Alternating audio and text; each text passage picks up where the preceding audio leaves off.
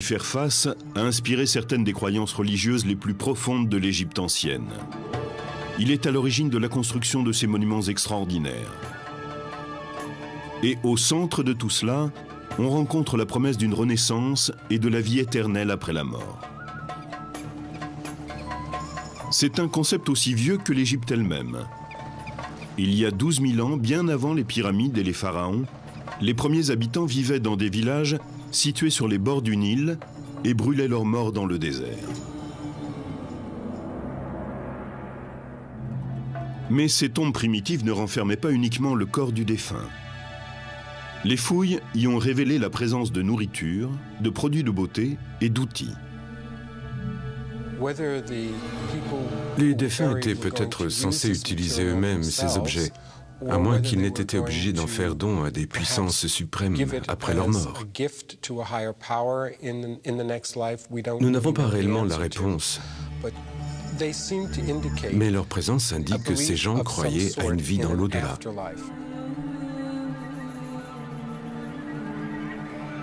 Avec les tombes des premiers Égyptiens, le sable chaud du désert séchait naturellement le corps et lui évitait de pourrir. Mais les premiers rois, vers 29 avant Jésus-Christ, veulent que leur tombe résiste au temps. Et bientôt, la mastaba remplace la simple fosse creusée dans le désert.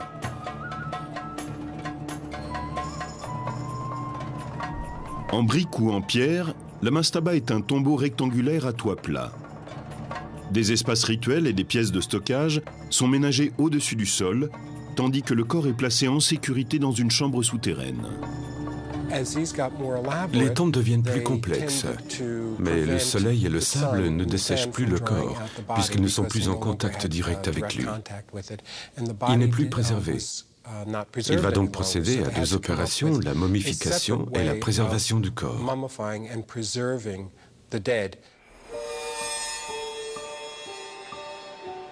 Peu à peu, les Égyptiens apprennent à reproduire le processus de dessèchement du corps par les conditions désertiques. On extrayait de ce lac un sel, le natron, et on s'en servait pour assécher le corps et éviter qu'il pourrisse. En général, l'opération prenait 40 jours. Puis le corps était enveloppé dans un vêtement. Pour les Égyptiens, le cœur est le siège de la connaissance et de l'intelligence. Les embaumeurs le laissent donc à l'intérieur du corps. Le cerveau, par contre, est considéré comme moins important. Il doit donc être extrait. L'opération est facilitée par un outil spécifique. Ils introduisaient un crochet dans la cavité crânienne, en passant par une narine. Ensuite, ils le faisaient tourner pour réduire le cerveau à une sorte de mousse qu'ils ressortaient par cette narine. Leur puissance grandissante et les progrès dans la momification des corps poussent les rois égyptiens à construire des tombes plus vastes, comme la fameuse pyramide à degrés du pharaon Djoser. Elle a été construite 26 siècles avant Jésus-Christ. C'est le premier grand édifice en pierre que l'on connaisse.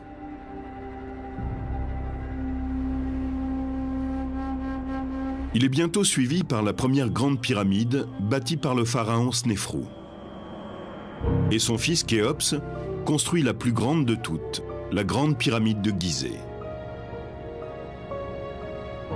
Comme les premières sépultures du désert, ces tombes majestueuses contiennent le corps préservé du défunt et des quantités de provisions et d'objets. Mais les pharaons ne sont pas entourés de simples pots de terre. Ils ont avec eux des trésors royaux et des objets en or d'une valeur incommensurable.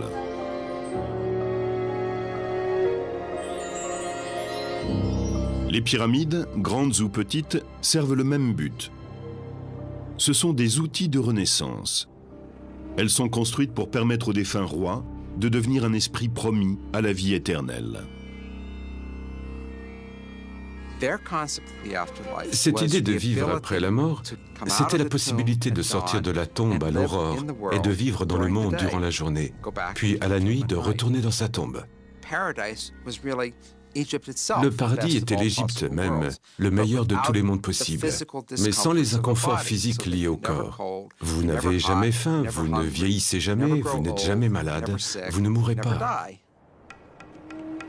Pour les Égyptiens, Le processus de la Renaissance reflétait l'ordre du cosmos, et plus précisément le cycle du Soleil.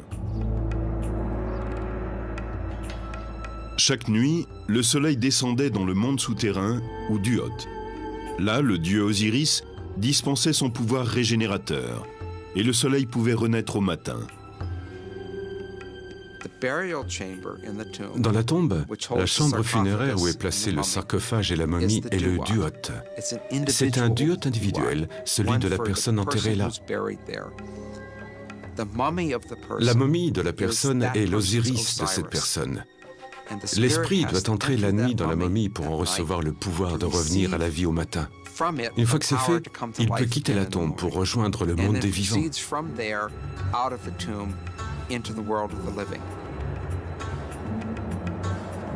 Les Égyptiens croyaient que l'esprit, quand il renaissait, avait besoin d'une nourriture quotidienne sous la forme d'offrandes et de prières des vivants. Chaque tombe pyramidale possédait son temple funéraire, où l'on apportait les offrandes et où l'on récitait les incantations. Ces complexes funéraires sont restés des modèles pendant des milliers d'années dans les périodes de l'Ancien Empire et du Moyen Empire. Mais la pyramide funéraire, avec ses réserves de richesses, a été abandonnée avec le développement du Nouvel Empire, vers 1550 avant Jésus-Christ. Bien sûr, les premières tombes pyramidales étaient sans arrêt dévalisées, et à l'époque du Nouvel Empire, on était très au fait de ces pillages. Pour déjouer les pratiques des pilleurs de tombes, les pharaons du Nouveau Royaume réorganisent leurs complexes funéraires.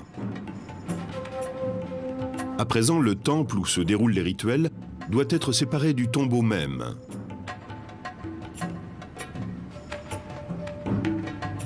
La plupart des temples funéraires, comme celui-ci édifié à Médinet Abou par Ramsès III, ressemblaient à des édifices bâtis pour les dieux.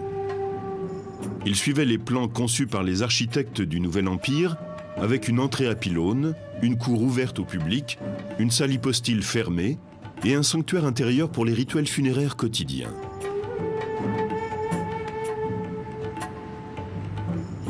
La seule variante à ce modèle est le temple construit par Hatshepsut, la puissante reine pharaon qui monte sur le trône vers 1470 avant Jésus-Christ. Le temple d'Hatshepsut, à Deir el-Bahri, est placé au pied des falaises à degrés très élevés. Il est construit comme s'il faisait partie de la montagne. Il s'élève en une série de terrasses, plutôt que de s'étendre horizontalement comme le font la plupart des temples égyptiens.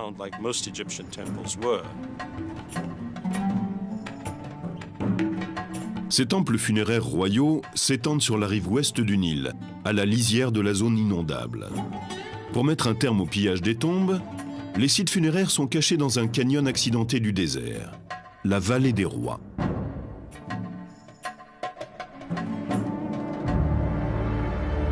Ces tombeaux du Nouvel Empire sont taillés dans la pierre même. Aucune pyramide ou monument quelconque ne marque leur emplacement. Rien qui puisse servir de repère aux voleurs éventuels. À l'intérieur, pourtant, la chambre funéraire poursuit la tradition et reflète le cosmos à une échelle plus intime. Au plafond de la chambre funéraire sont représentées les étoiles ou d'autres symboles célestes. On voit également sur les murs des scènes qui le plus souvent décrivent le monde des vivants.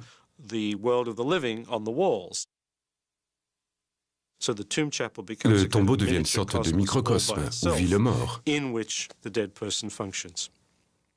Les tombes sont une métaphore du cosmos et aussi du mécanisme de la naissance. La chambre funéraire est une matrice et le couloir qui y mène est le passage pour en sortir et venir au monde.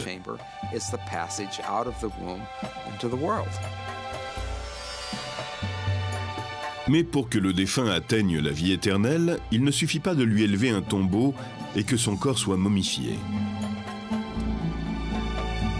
Il ne peut renaître sans que son esprit ait affronté le jugement du monde souterrain en présence du grand dieu Osiris.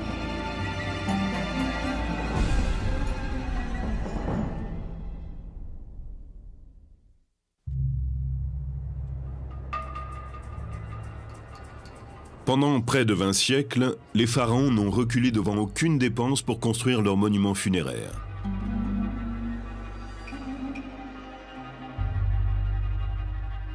Il arrive aussi que des nobles de haut rang ou des membres de l'élite, des scribes, des prêtres ou d'autres personnages officiels se fassent construire des tombeaux.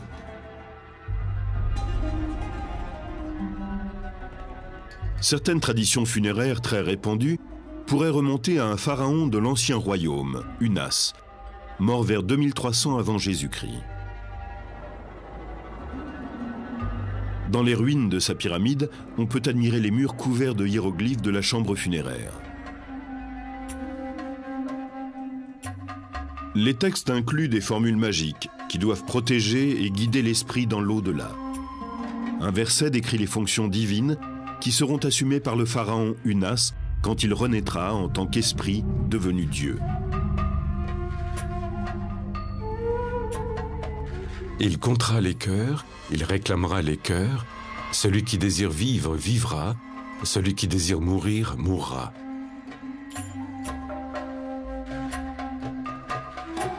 Connus comme les textes des pyramides, ces formules puissantes sont apparues pour la première fois dans ce tombeau et pendant des siècles n'ont été valables que pour les rois.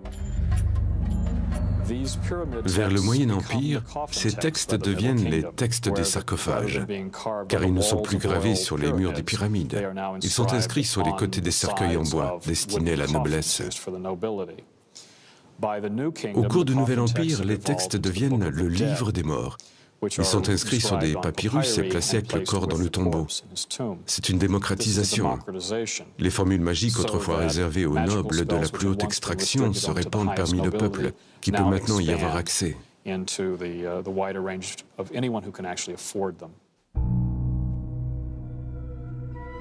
Pourtant, la vie éternelle n'est pas acquise automatiquement. Il faut gagner sa renaissance. Après la mort, le défunt affronte un moment de règlement des comptes, un jugement divin en présence d'Osiris, le maître de l'au-delà, et d'un tribunal de Dieu assesseur. Le premier examen s'appelle la confession négative.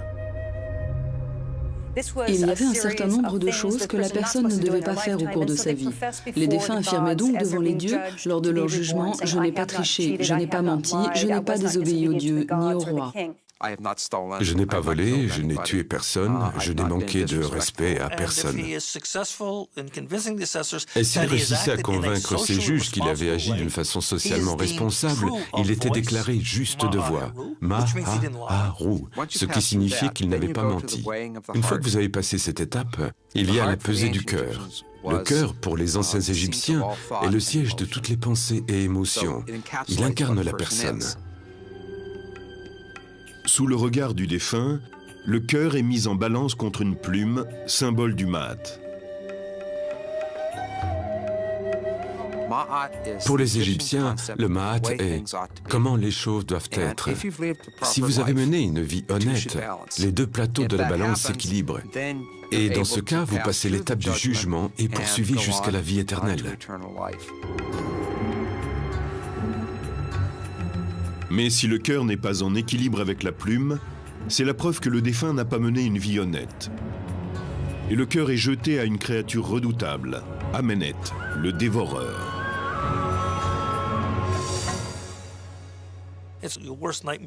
Votre pire cauchemar devient réalité. Il attend là, la gueule ouverte, que ce petit morceau lui soit jeté. Et quand le cœur du défunt est jeté à Amenet, il le dévore. Vous êtes mort, anéanti, fini. Il n'y a pas de seconde chance. Votre vie est terminée. Pour certains Égyptiens, la perspective d'être jugés après la mort leur servait de guide moral pendant leur vie. Vous devez montrer que vous avez vécu d'une façon qui fait de vous un membre honorable de la société. Ce n'est pas un jugement religieux. C'est un jugement social. Le défunt, qui a été récompensé par la vie éternelle, est considéré comme un élément du cosmos. Il fait partie des esprits bienheureux dont la présence peut être ressentie par les vivants. Différents textes nous apprennent que les gens demandaient à leurs parents défunts de les aider, que ce soit pour des problèmes juridiques ou pour avoir des enfants, par exemple. Il est extraordinaire de constater que la vie et la mort n'étaient pas aussi séparées qu'ils le sont aujourd'hui. La mort était une sorte de transition perméable. Les défunts étaient toujours capables de vous aider au cours de votre vie. Le lieu de communication entre les vivants et les morts est présent dans la tombe.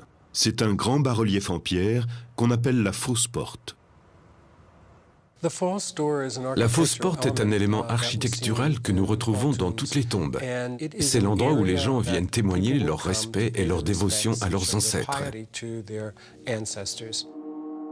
Elle est considérée comme la porte qui relie le monde des défunts à celui des vivants. Ce n'est pas une vraie porte. Elle est sculptée dans une roche dure ou dans de la pierre, et les vivants ne peuvent pas y passer. Mais les morts, eux, le peuvent. La personne qui demande l'aide du défunt écrit sa requête et la porte au tombeau. Le message est placé devant la fausse porte avec une offrande de nourriture sur un autel formé d'une plaque de pierre.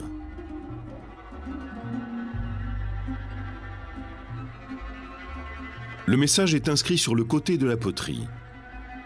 On plaçait sans doute un plat de poisson sur le dessus. L'homme qui écrit ici voudrait que sa femme ait des enfants et demande à son père défunt d'intercéder. C'est comme s'ils avaient un échange tous les deux. Ce message est très curieux. Il parle de deux servantes qu'il semble accuser d'empêcher sa femme d'être enceinte. On ne peut pas dire qu'il soupçonne les servantes de lui avoir jeté un sort ou ce genre de choses. C'est impossible à partir de ce seul document. Nous n'avons pas encore compris l'essentiel parce que les deux interlocuteurs sont parfaitement au courant de la situation. Nous n'avons donc que des détails partiels.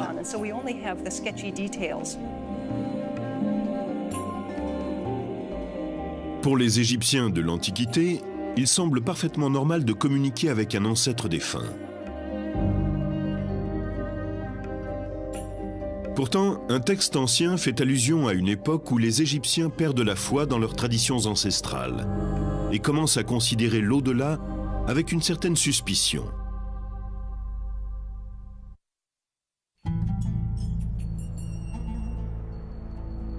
La pyramide de Khéops domine le plateau de Gizeh depuis plus de 4000 ans.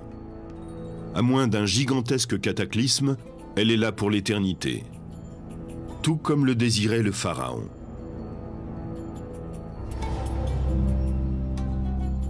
Les croyances funéraires de l'ancienne Égypte ont fait l'objet de changements permanents à travers 30 siècles d'histoire.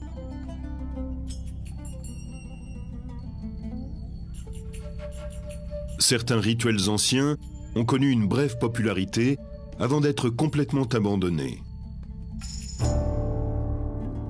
Ces fouilles ont permis de découvrir un nombre extraordinaire de tombes, datant de 2900 ans avant Jésus-Christ.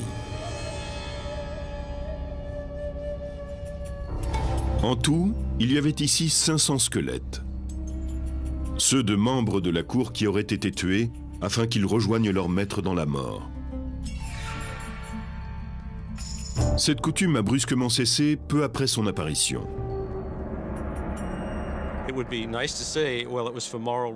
Ce serait bien de pouvoir dire que c'était pour des raisons morales, mais nous l'ignorons. Nous savons simplement que cette pratique s'est arrêtée. Les nombreuses représentations de serviteurs dans les tombes royales ou dans d'autres tombes servaient sans doute de substitut aux vrais serviteurs que l'on enterrait aux côtés des premiers rois.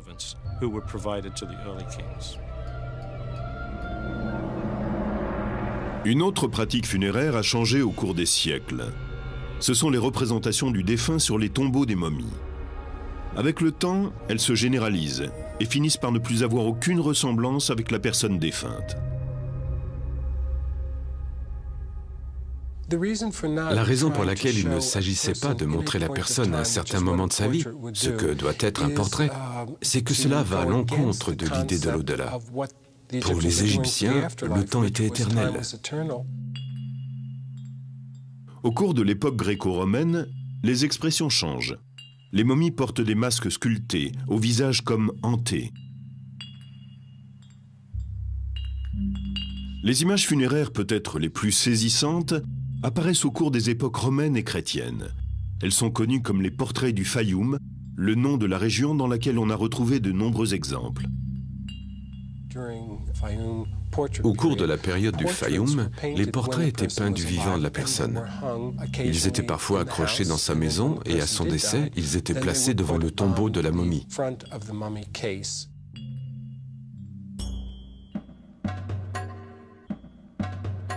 Un des changements les plus singuliers dans les coutumes funéraires est l'élévation d'un mortel au rang de dieu.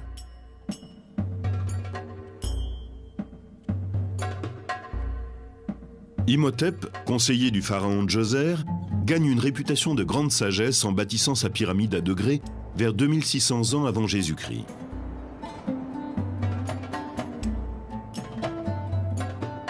Après sa mort, une croyance se développe, selon laquelle il peut intercéder auprès des dieux, ce qui est jusque-là le privilège des pharaons. Il est devenu ce que nous appelons un saint, ce qui n'était pas habituel dans l'Égypte ancienne. Peu d'individus ont acquis cette réputation posthume sans être de sang royal. Au cours du Nouvel Empire, 10 siècles plus tard, Imhotep est considéré comme une déité, le fils du dieu Ptah. Et à l'époque gréco-romaine, les inscriptions sur les temples attribuent à Imhotep la crue annuelle du Nil.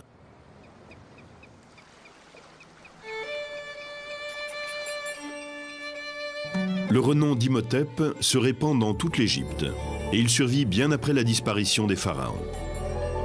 Un dessin de la Renaissance le présente comme un alchimiste. C'est encore à l'époque un personnage respecté pour son savoir et sa puissance.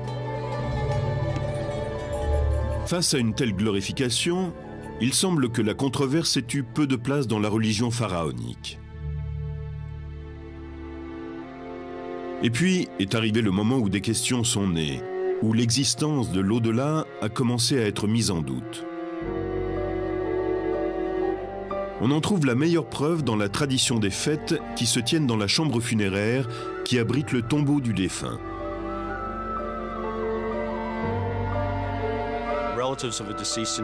Les parents prenaient un repas et célébraient le défunt qui était censé se joindre à eux en esprit.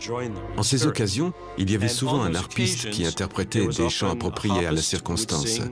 En général, il disait aux morts qu'il allait certainement se plaire dans l'au-delà, que c'était un endroit sûr où il pourrait se reposer et se substanter.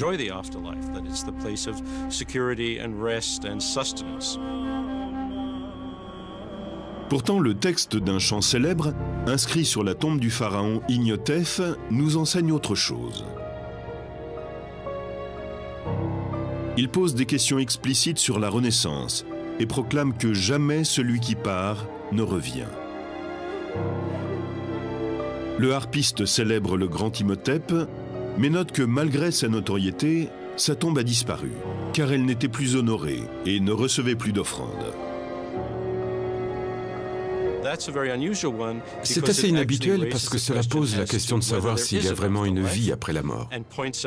Ce chant rappelle que les hommes les plus célèbres, ceux que l'on connaît à travers les écrits, ont eu de magnifiques tombeaux, que leurs cryptes étaient remplies d'offrandes, mais qu'aujourd'hui personne ne sait plus où ils se trouvent. La plupart des spécialistes pensent que ces idées sont nées au cours de périodes d'instabilité politique. Mais même à des époques prospères, les ruines de temples funéraires, comme le suggère le harpiste, étaient déjà chose courante.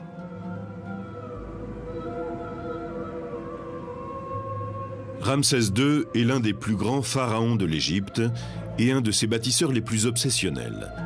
Il ne reste plus de son temple funéraire autrefois immense que des colonnes éparpillées et des statues brisées. Amenhotep III est un autre grand bâtisseur. Son temple funéraire était le plus imposant de tous. Pourtant, il n'en reste pas grand-chose à part ses statues. Les pharaons qui lui ont succédé se sont servis de son temple comme d'une carrière. Ils en ont pris jusqu'au dernier bloc. Les pharaons ont été très préoccupés par l'érection de leur temple. Ce n'était pas simplement une question de beauté. Il était essentiel pour leur vie dans l'au-delà que l'édifice soit bâti selon les règles. Et cela ne les gênait aucunement de détruire le temple d'un autre pharaon pour terminer plus vite le leur.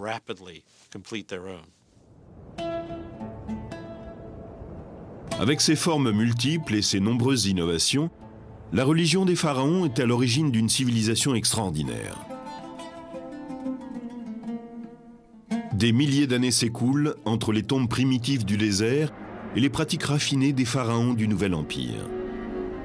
Mais bientôt, d'autres changements se préparent.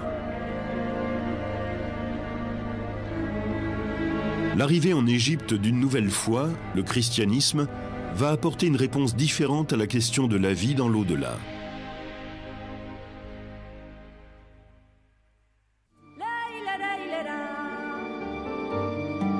Peu de sociétés ont été aussi déterminées à déjouer la mort que les anciens Égyptiens. Pendant 30 siècles, leur richesse, leur travail, leur art et leur foi ont servi à l'accomplissement de la vie éternelle. Leurs temples funéraires témoignent de cette passion. Mais les dernières formes religieuses proposent d'autres explications au mystère de la mort. Au cours des premiers siècles suivant la crucifixion de Jésus, le christianisme commence à se répandre en Égypte, en même temps que de nouvelles conceptions de l'au-delà.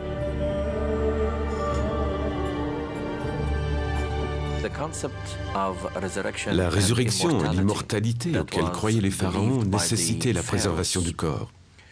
Dans le christianisme, la résurrection s'effectue à travers Jésus-Christ et non par la préservation du corps.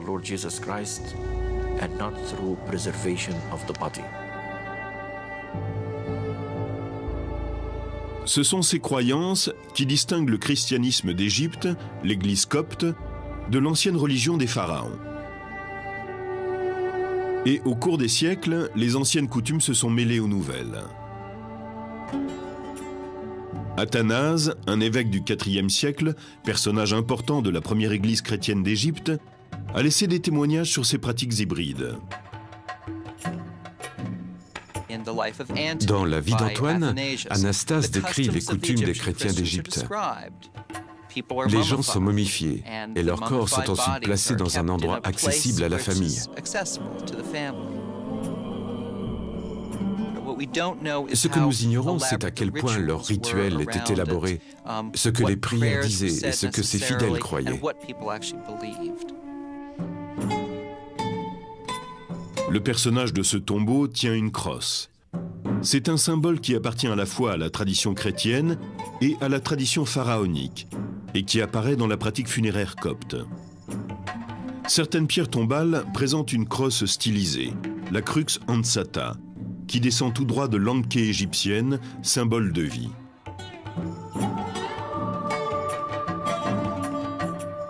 Sur cette pierre tombale, un ange chrétien partage l'espace avec le protecteur des pharaons, le disque solaire, encadré de 2 cobras royaux.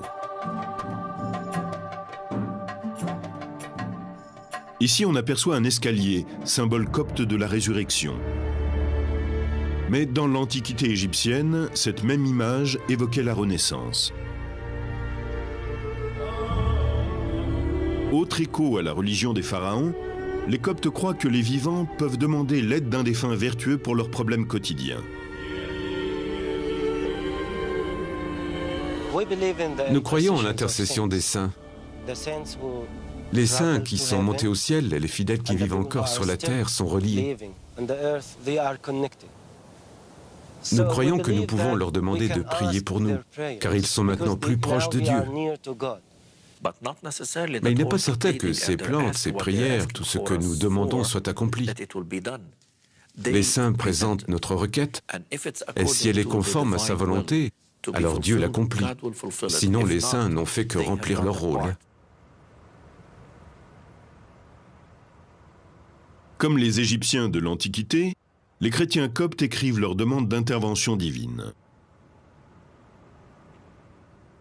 Certains écrivent de petits mots qu'ils glissent ensuite dans le cadre des icônes. Et même si cela n'est pas indiqué dans la tradition, c'est certainement la continuation de l'idée que l'on peut demander aux saints ou à ceux qui ont une communication particulière avec la divinité d'intercéder.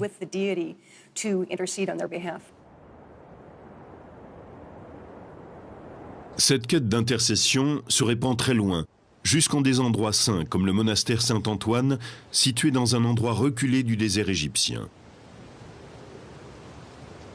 Parmi les moines, un évêque, Joseph, était particulièrement apprécié. Il est mort ici en 1826. Après sa mort, l'Église l'a élevé au rang de saint de l'Église copte. Par chance, 140 ans plus tard, il est tombé de fortes pluies sur le monastère et nous avons dû nettoyer le cimetière. Quand les moines ont ouvert sa tombe, ils ont trouvé son corps entièrement intact. Maintenant, il est conservé ici dans l'église.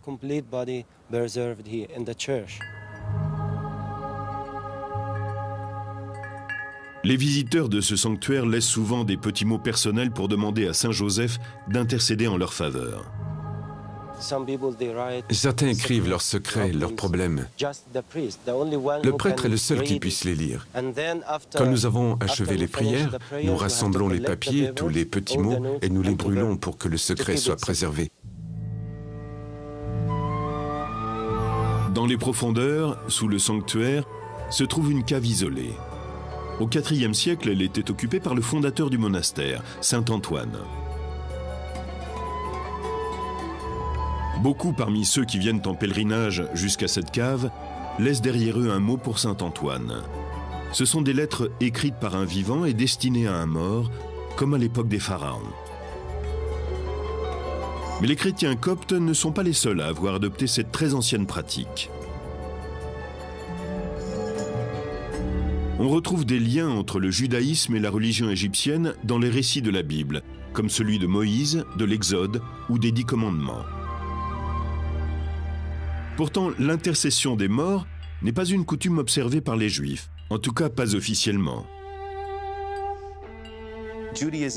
Le judaïsme ne croit pas à un intermédiaire entre la personne et le Créateur. Il affirme ceci de particulier que tout être humain doit avoir et a le droit d'avoir une relation personnelle avec le Créateur.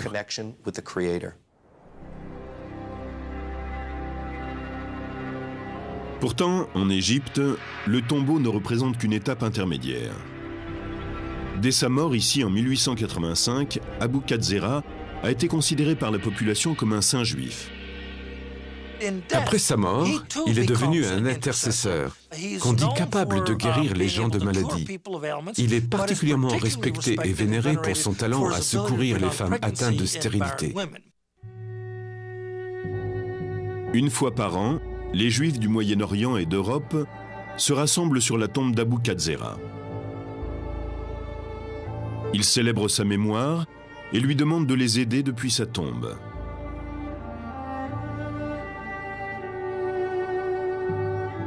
Il n'y a peut-être qu'en Égypte qu'on puisse trouver de telles contradictions apparentes. D'un côté un saint juif et de l'autre des pierres gravées chrétiennes portant des images pharaoniques. Aujourd'hui, l'islam est la foi dominante dans ce berceau des religions. Mais même aujourd'hui, quelques 20 siècles après le dernier pharaon, on retrouve des traces des anciennes traditions funéraires dans les coutumes populaires des musulmans d'Égypte.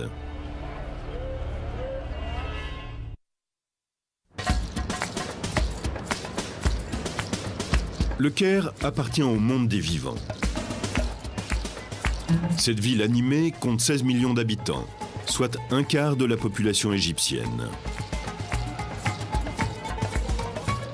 Le grouillement de ces existences emplit l'air jour et nuit de son vacarme. Mais à l'est du Caire, on découvre une autre communauté. Connue sous le nom de Cité des Morts, cet endroit a été pendant des siècles le cimetière islamique du Caire. Ici, les dirigeants musulmans se sont fait construire des tombes majestueuses, plus belles que tout ce qui avait été édifié depuis les pharaons. Mais si ce n'est leur taille et le coût de leur construction, rien ne les relie aux tombeaux de l'ancienne Égypte. Au temps des pharaons, la tombe était la demeure éternelle de l'esprit du défunt.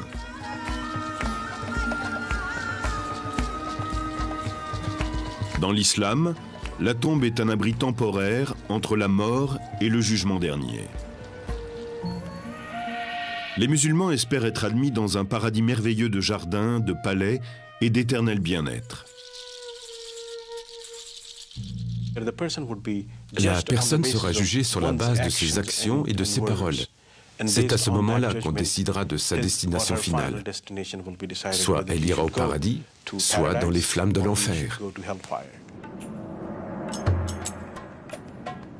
Ces tombeaux imposants ont certes été construits par des musulmans, mais ils violent les préceptes édictés par le prophète.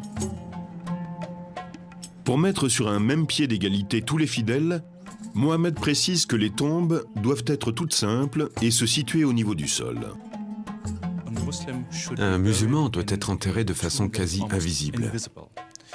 L'islam orthodoxe appelle cela « Takswid al-Qubur », le nivellement des tombes. Le prophète interdit explicitement la construction d'un édifice quelconque au-dessus du tombeau. Mohammed lui-même a été enterré humblement sous le sol de sa maison, après sa mort en 632. Mais contre ses vœux express, ses disciples, pleins de dévotion, s'empressent de construire sur sa tombe une vaste mosquée. Ce mélange entre l'islam orthodoxe et les penchants de la nature humaine ont donné naissance à des coutumes funéraires qui durent encore aujourd'hui.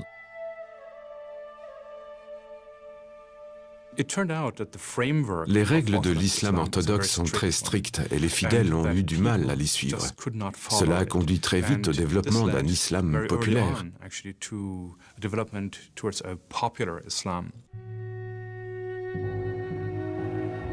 On peut observer cette fusion entre la foi orthodoxe et la foi populaire dans les pierres tombales sculptées qui apparaissent vers le 8e siècle.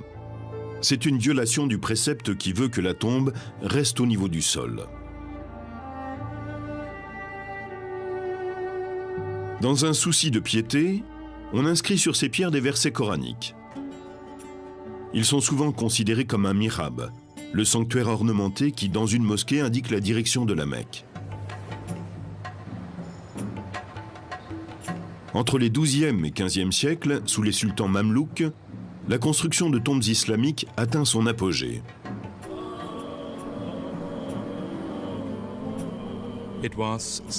Elles indiquent le statut du défunt. Le sultan se faisait construire un tombeau somptueux pour montrer le rang qu'il occupait au cours de sa vie. Ce mausolée a été construit pour le sultan Al-Zahir Barkouk, mort à la fin des années 30. Au centre, on trouve une grande cour, semblable à celle d'une mosquée, et au milieu de celle-ci, ce qui était une fontaine. La tombe du sultan Barkouk repose sous un immense dôme. L'espace ainsi créé mesure près de 15 mètres de diamètre et comprend 6 niveaux en hauteur.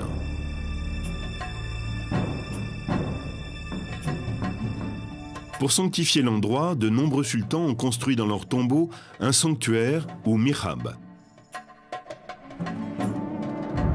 Barkouk est enterré au pied du mihrab, avec à ses côtés son fils. Mais le complexe funéraire de Barkouk est plus qu'un simple tombeau. Il comprend des espaces de vie, aujourd'hui en ruine. Ils étaient destinés aux soufis, des fidèles connus pour leur dévotion et leur mysticisme. Les soufis ne se contentaient pas d'observer les rituels. Ils récitaient aussi le Coran en permanence pour remplir le tombeau de la récitation de versets pieux et ainsi aider le défunt au cours de la période intermédiaire entre la mort et la résurrection.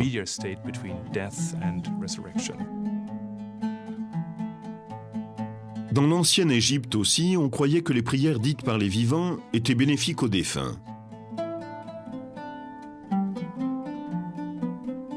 Bien que l'islam ne soit pas issu de la religion des pharaons, on observe qu'il existe certaines ressemblances entre les deux.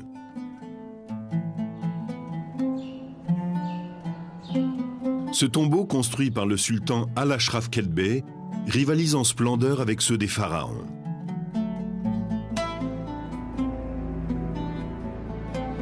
Il s'agit de témoigner de la puissance et de la gloire du souverain.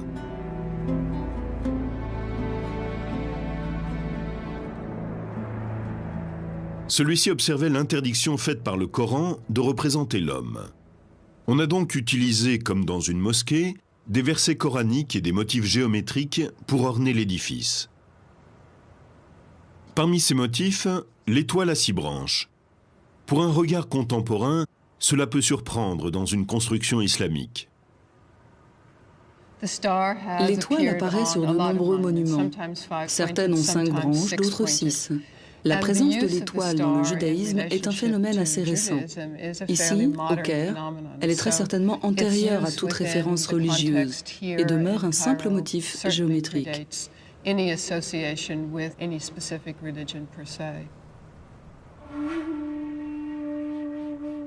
Les versets coraniques inscrits dans les tombeaux musulmans pourraient être des réminiscences des textes des pyramides gravés dans les chambres funéraires des pharaons. Il est important pourtant de noter que l'utilisation de ces textes par les musulmans s'est développée à cause de l'interdiction de représenter les humains, et non en référence à une coutume antique. De par leur taille, les tombeaux des sultans mamelouks sont plus proches des monuments funéraires des pharaons que des modestes tombes exigées par Mohammed. Malgré leur splendeur, ces tombeaux répondent à un précepte islamique.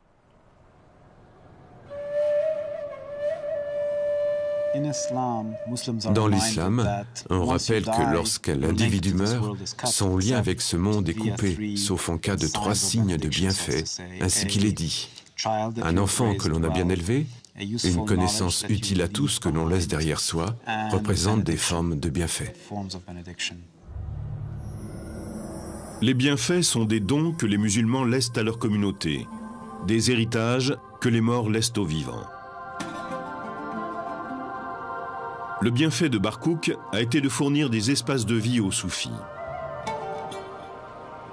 Dans ce complexe, Kedbey a créé aussi une madrasa, une école où l'on enseigne le Coran. Au XIVe siècle, ce bâtiment était un hôpital qui traitait les affections connues à l'époque. La communauté musulmane pouvait s'y faire soigner tout à fait gratuitement. C'était un bienfait du sultan Al-Mansour Qalawun.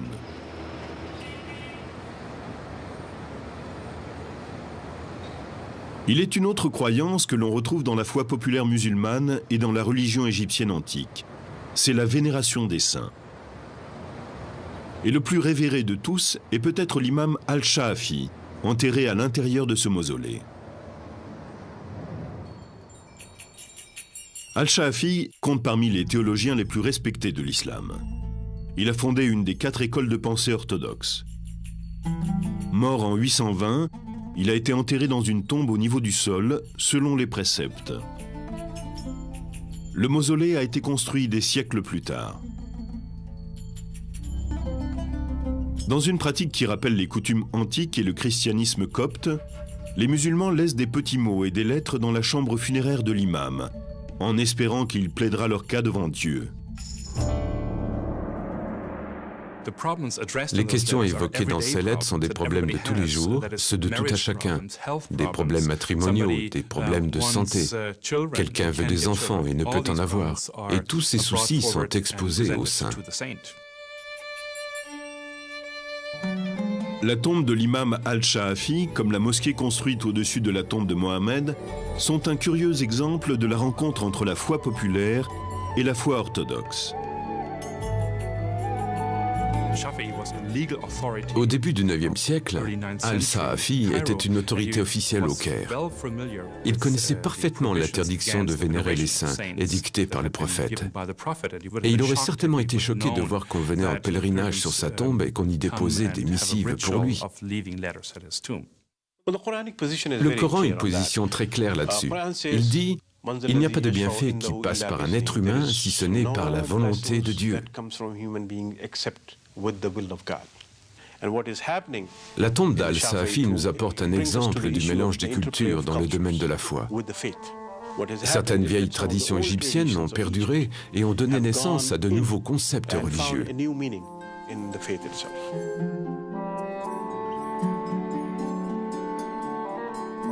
Les pharaons ont disparu depuis bien longtemps, mais certaines de leurs coutumes sont encore observées aujourd'hui. Peut-être les êtres humains partagent-ils un besoin commun de traverser la frontière qui sépare les vivants et les morts. Ce désir est certes compréhensible et permet que le caractère définitif de la mort soit considéré comme une illusion. En Égypte, de nombreuses religions se sont confrontées au cours des siècles avec le mystère ultime de la vie. Et chacune a trouvé sa manière d'expliquer la mort et d'indiquer à ses fidèles un pont vers l'éternité.